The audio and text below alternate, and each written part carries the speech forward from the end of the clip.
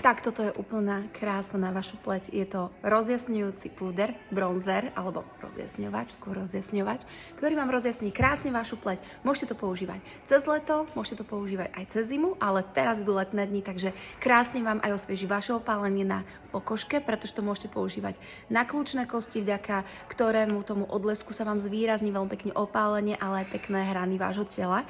A ja tento bronzer vám teraz veľmi rýchlo ukážem, kde všade si ho viem naniesť. Takže pozerajte, na prsy nanesiem bronzer, dám si to na vrch tejto časti a kúkajte a wow. Vidíte? Krásne odleskuje líčko. Úplne perfektný. Môžete si ho naniesť na pohyblivé viečko.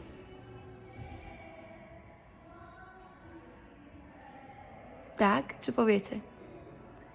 Môžete si ho naniesť pod obočie.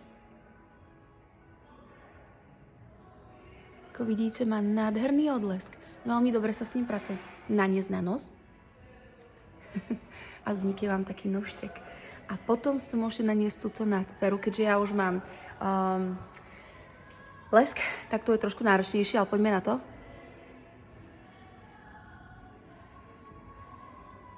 A tým vám vytvorí také lepšie sedenie tých pier a to srdiečko sa tak zvýrazní a pôsobia tie pery také veľké.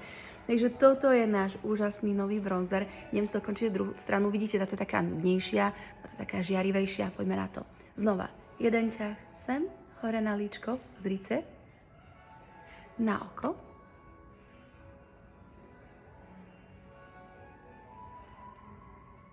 Pod obočie. A som nalíčená a môžem ísť von. Krásne celá žiarím.